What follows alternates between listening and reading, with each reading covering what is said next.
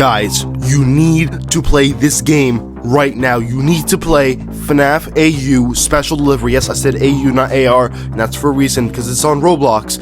I need you to play it right now, actually after you watch this video. But seriously, this is literally the best FNAF fan game I think ever on Roblox. It's literally a one-to-one recreation of the actual game. The graphics, as good, if not better. The gameplay... God! I didn't... That sure was fun. Depends on who you ask, Freddy. Depends on who you ask. The glitches, basically non-existent. You have to play this game. Okay, but before we, actually get ahead of ourselves here, let's actually look at this game first. So before we dive into the gameplay itself, let's honestly take a look at the setup for FNAF AU Special Delivery on Roblox. Yes, this is a Roblox game, and if you're familiar with Five Nights at Freddy's AR Special Delivery, you'll know the original concept. Players receive animatronics on their devices in an AR format, or in a AR-like format, and I'm talking about the game on Roblox, and they fight to survive as each one hunts them down. This Roblox version is an adaptation of this experience, especially since FNAF AR is taken off the App Store, but it also brings some changes that bring out a unique twist with the limitations and possibilities of Roblox. From the start, FNAF AU Special Delivery introduces a blend of suspense and anticipation, just like the original game. You're given choices about which animatronic to confront, each with their own level of difficulty and challenges. The main objective? Survive the encounter, outwit the animatronics program attacks, and steal and destroy and take as much loot as possible once you kill them. And keep an eye on your surroundings. I just want to preface this. The actual developer of this game commented on one of my earlier videos, so yes, this game has a special place in my heart. But unlike the AR experience of the mobile game, where the animatronics appear in your real-world surroundings through a phone screen, FNAF AU Special Delivery can not only be played on any device, but it uses an actually amazing looking 3D environment where you're moving around looking for visual and audio cues that indicate an animatronic's presence. This Roblox environment, yes, I said Roblox, brings new layers of tension as players have to be hyper aware of their surroundings and also scared because of that. And if you want just like a basic rundown of this game, to assist in your survival, you're equipped with a scanner and flashlight, tools essential before they spot you. The scanner is where you can see the, on the screen right now, the visual distortions, and the flashlight is, a flashlight. It creates light. I don't know why I'm explaining that to you, but I am. And these are essential for spotting the animatronics before they stop you, because they somehow have invisible technology. I like to think about FNAF whenever it was just simply a scary children's pizzeria, Chuck E. Cheese location in the 80s, in the past, and now FNAF is just sci-fi technology, probably Transformers type crap. I'm not even joking at this point. Have you seen the Funtime animatronics? Those are literally Transformers. However, every action depletes your battery, adding a strategic challenge. How much battery do you use for scanning an animatronic and turning your flashlight on, which is running on literally AAA batteries, and how much do you save for defensive measures when it's about to attack?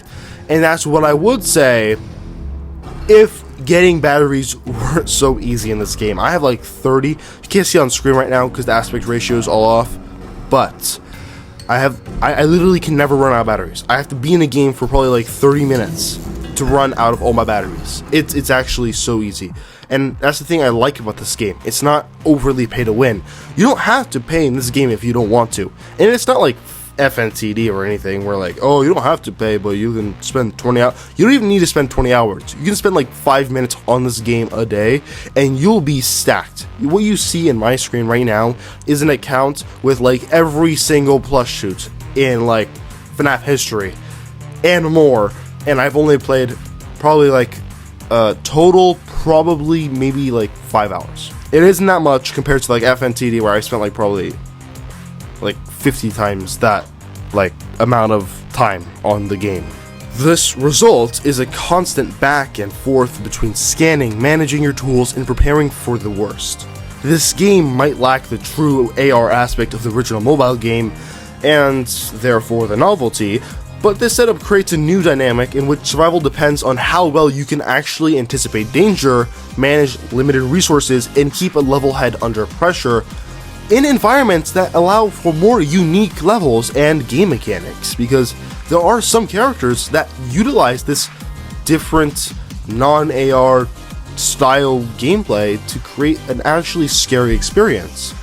And even the actual FNAF AR game used the plushcraft levels to make a false sense of AR in the first place. This isn't new to the franchise.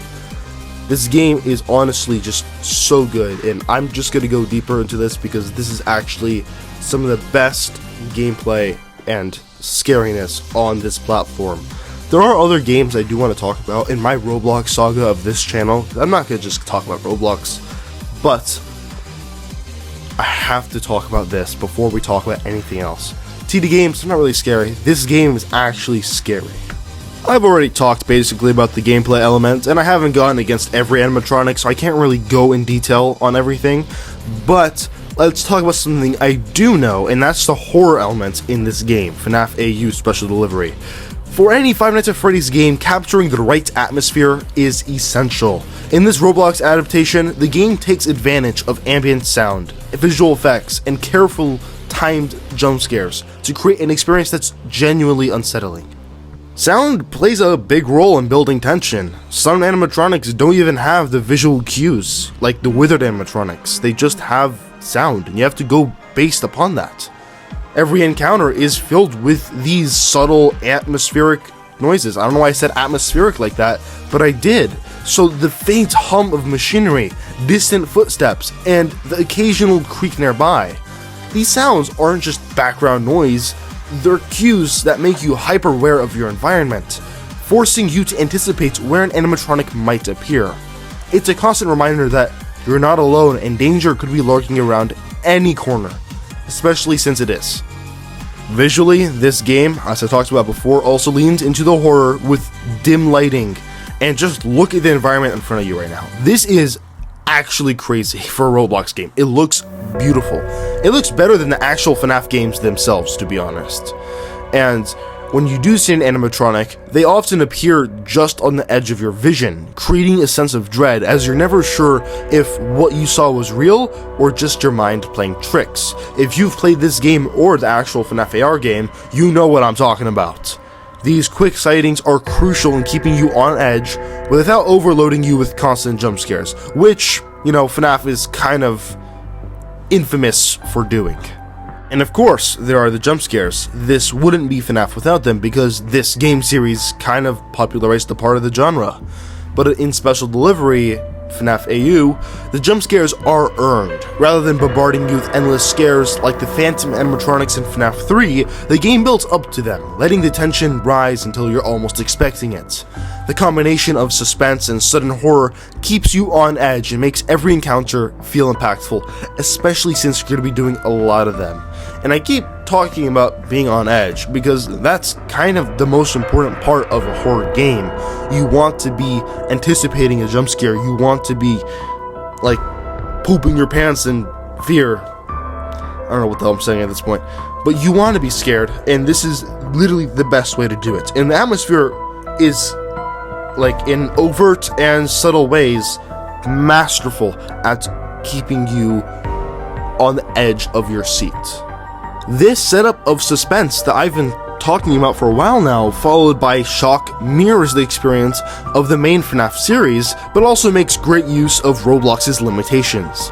While it may not have the hyper-realistic detail of the original games, and of course this is a Roblox game, it's not going to have like Modern Warfare 3 or Call of Duty Black Ops 6 graphics, or Resident Evil, which is a game I'm going to talk about later in this YouTube channel. So stay here, don't leave, subscribe, you know what to do. I don't know why I'm talking about this right now. Anyways, FNAF AU Special Delivery finds creative ways to deliver real scares, focusing on atmosphere and psychological tension to make up for any graphical constraints. Overall, the horror in FNAF AU Special Delivery isn't just about what you see or hear, it's about the constant feeling of vulnerability. This Roblox version may not have the AR immersion of the mobile game, so animatronics aren't trying to kill you in your own house, which is apparently fun for some people, but it brings the fear factor in a way that respects the original FNAF atmosphere while creating something new. For fans of horror, this adaptation does a solid job of delivering pretty creepy chills, but also a pretty campy atmosphere. But alas, here we come. No game is without its flaws, and FNAF AU Special Delivery does have a few, even though they're a bit small. A bit.